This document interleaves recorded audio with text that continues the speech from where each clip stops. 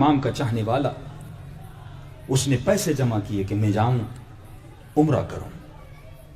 کہتا ہے جمع کرنے کے بعد جیسے راہ سفر ہوا، عمرے سے زیادہ یہ طلب تھی کہ اپنے چھٹے امام جعفر صادق علیہ الصلوۃ والسلام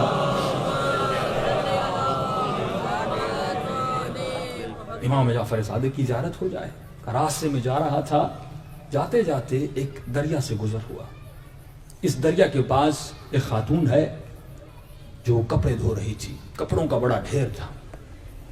میں تھوڑی دیر کے لیے رک گیا اس کی غربت کو دیکھ کر، اس کی تھکاوٹ کو دیکھ کر. اتنے زیادہ کپڑے ایک عورت دھو رہی ہے. رک گیا تھوڑی دیر کے لیے، ذہن میں آیا کہ رک جاؤ. احساس جب بندے میں ہوتا ہے نا، وہ رک جاتا ہے. کہ رک گیا. رکنے کے بعد میں نے دیکھا کہ اس پانی میں ایک مری ہوئی بطخ وہاں سے گزر رہی ہے، ایک مرا ہوا پرندہ. اس خاتون نے دائیں بائیں دیکھا اور اس بطخ کو لیا اور کپڑوں کے نیچے چھپا دیا. اب کہتا ہے مجھ پہ واجب ہوا، مسلم کنٹری ہے اور خاتون ایک مردار کیوں اٹھا رہی ہے؟ سوال کرو نا خود سے، یہ معاشرہ گناہ میں کیوں جا رہا ہے؟ یہ بدبختیوں میں کیوں جا رہا ہے؟ یہ زنا میں مبتلا کیوں ہو رہا ہے؟ اب آؤں گا ان باتوں پہ کہ اگر ہم اپنے گھروں کو ایسا نہ بنائیں، اگر فطرت کو نہ سمجھے، معاشرہ آٹومیٹکلی گناہ میں چلا جاتا ہے. تو تم مسئول ہو اس معاشرے کے گناہ کے لیے، کم از کم اپنی شیعہ سوسائٹی کے لیے تم مسئول ہو. تو کہتا ہے ایک مرتبہ میں اس خاتون کے قریب گیا. میں نے کہا مسلمان ہیں؟ کہاں؟ کس کی ماننے والی ہو؟ اس نے کہا محمد مصطفیٰ کی. کہ محمد کے بعد کس کی ماننے والی ہو؟ کہتی ہے کہ علی المرتضیٰ کی. اور اس کے دل میں احساس پیدا ہوا کہ کس قبیلے سے اور کون ہو؟ کہا میں علویہ ہوں، سید ہوں. کہا کہ سوال یہ ہے کہ آپ نے، میں نے دیکھا پانی سے ایک مردہ بطخ جا رہی تھی، اس کو اٹھا کے آپ نے کپڑوں کے نیچے رکھ لیا. کہا میں نے رکھا. کہا آپ کو نہیں پتا کہ مردار کا گوشت کھانا حرام ہے؟ کہ پتا ہے. کہ پھر کیوں اٹھایا؟ کہ اس کی آنکھوں میں آنسو آئے اور رونے لگی. کہ رو کیوں رہی ہو؟ کہ روز گھر جاتی ہوں اور میرے بچے کہتے ہیں کہ اماں گوشت کب کھلاؤ گی؟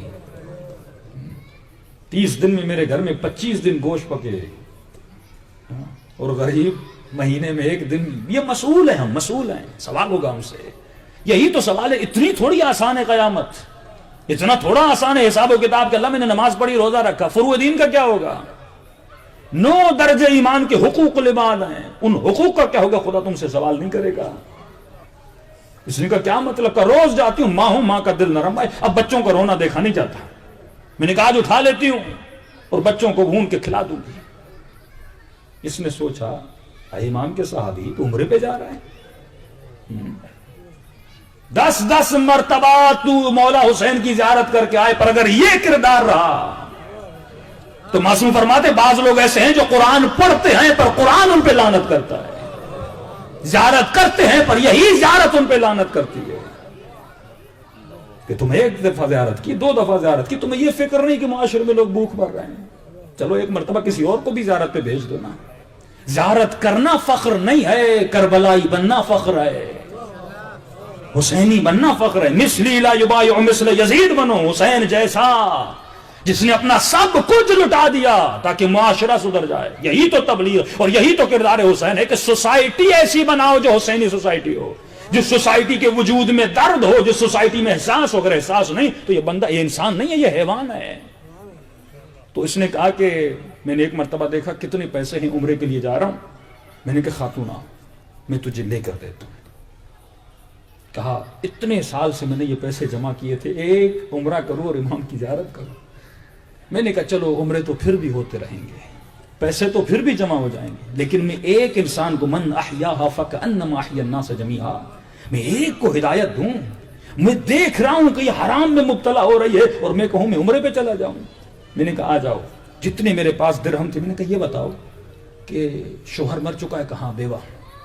کہا کہ تمہارے شوہر کا کوئی دوست ہو جو نیک و صالح ہو. کہا ایک دوست ہے اس کا جو بازار میں دکان ہے، اس کی تاجر ہے. اس نے کہا چلو اس کے پاس مجھے لے کر چلو. اب دیکھو مدد کیسے کرتا ہے. ہمارے ہاں 1 لاکھ دیا جاتا ہے، بورڈ پہ اعلان ہوتا ہے فلاں صاحب نے اتنے دیے. 1,500 کسی غریب کو دیتا ہوں، منت کرتا ہوں اس پہ. فرمایا ایک مومن کی نشانی ہے، وہ چاہے بھائی ہو بہن ہو کسی کے لیے، امام فرماتے ہیں منت نہ کیا کرو، یعنی احساس نہ جتلایا کرو کہ میں نے تجھے پڑھایا تھا، میں نے تجھے فلاں جوک دلوائی تھی. فرمایا یہ اہل بیت کے چاہنے والوں کی صفت نہیں ہے. تو منانین میں سے مت بن. اگر تم نے کیا ہے تو اللہ کے لیے کیا ہے، کسی کو احساس مت دلایا کرو کہ میں نے تیرے لیے یہ کیا. اس خاتون کو کہا مجھے اس دکان پہ لے چلو، دکان پہ لے گیا. کہا آپ تھوڑا دور رہ جائیے.